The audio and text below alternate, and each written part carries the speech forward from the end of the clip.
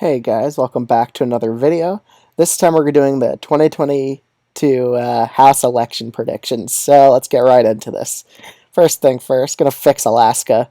All the polling indicates that Mary Patola is gonna hold on to their seat. They like her. They're in a honeymoon phase for Mary Patola, and the polling says she's gonna beat Palin in a matchup, and she's gonna beat Begreich, or whatever his name is. I can't really get it right. I think I might have got it right. I think Patola is going to be able to fend off both her Republican opponents because guess what? Both these Republicans hate each other, and their bases also hate each other. So they would even salty vote against each other for Mary Patola in that case, or not even just leave the ballot blank. All right, so let's get into this. Alaska first, I agree with this rating. He's a pretty strong incumbent. Kamala Harris doing a decent job here at trying to make this race competitive. It's a tied race so far, but I think Republicans got it.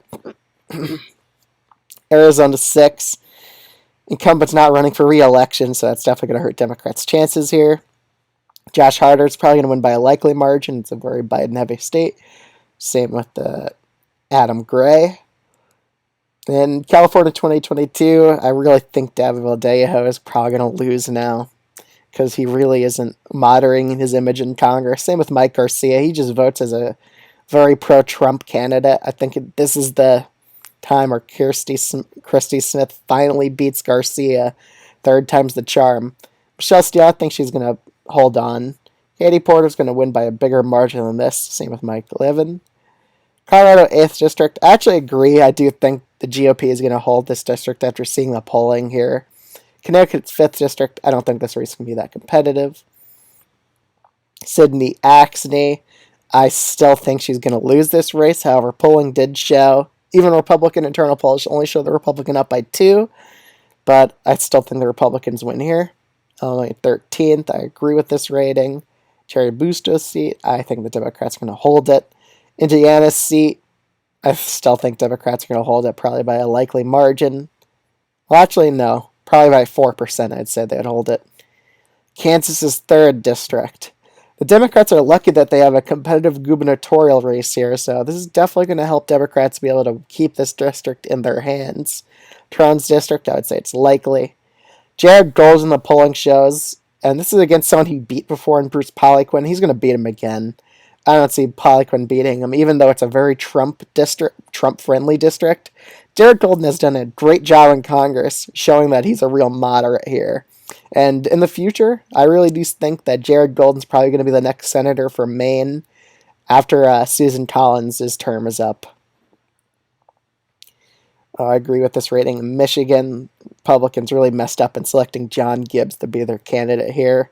Slotkin, I also think, is going to win by a lean margin. Same with Kildee.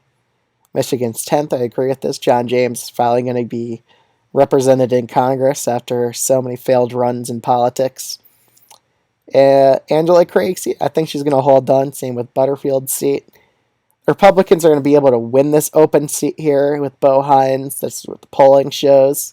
Don Bacon, I agree with it being lean Republican. Used to be likely, but really hasn't done a good job at moderating his image lately. I agree with these New Hampshire ratings. This seat, however, I think is going to be likely just because it's a lot more Democratic. Molineski, I agree with this rating at this point. I think it's going to be a lean Republican seat, but it's going to be one of the more competitive races. In New Mexico's seat, I think the Republican incumbent's going to be able to win here by a lean margin, I would say, against the Democrats. Dina Titus. I think she's going to be able to hold her seat. Same with Susie Lee by a lead margin. And Stephen Horsford is going to be able to hold his seat as well.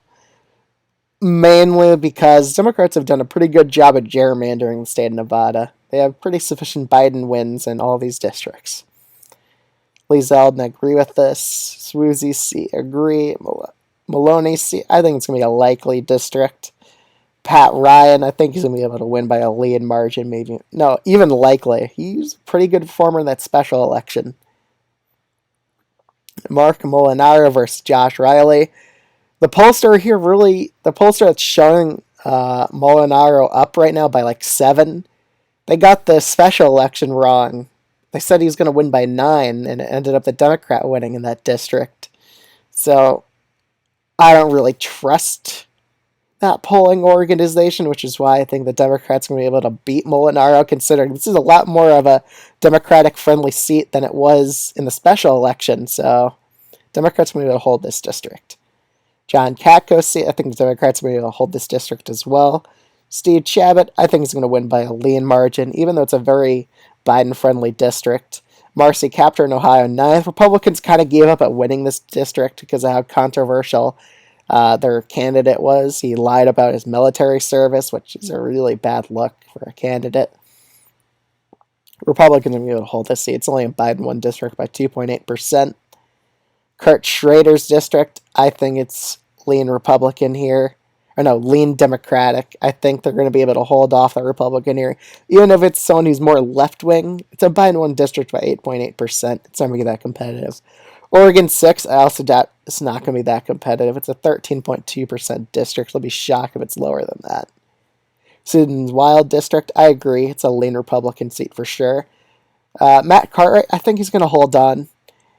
In the polling, he's shown resilience and he's still leading. Connor Lamb's district, Democrats are also going to hold. Agree with the rating on Rhode Island 2nd. It's a lean Democratic. Texas 15, agree with that rating. Same with Henry Cuellar. I think he's going to hold on. Texas's 34th seat. It's probably going to be a lean Democratic. It's a very two incumbents against each other.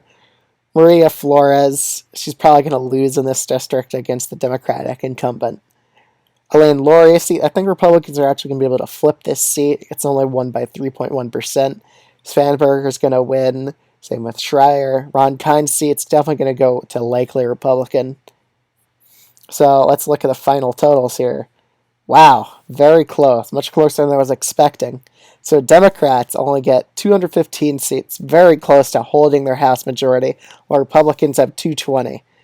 Now, this is the new map just because Democrats are performing a lot better on the generic ballot. They have a real legitimate shot at holding the House. Just a few races have to go their way, especially races in New Jersey, that one seat there. They could definitely flip that seat. In Pennsylvania, Susan Wild's seat, they could definitely win that too. That's where I put my money if I were Democrats. And their one Iowa seat they own, they should put money there. And in the Mexico seat, they should put more money there. And in this new seat in Colorado, Democrats should really invest in winning that seat there. There's a path to victory for them. However, it's a very narrow one. And I was pretty generous to Democrats, especially in Kansas's district, which that seat could go either way.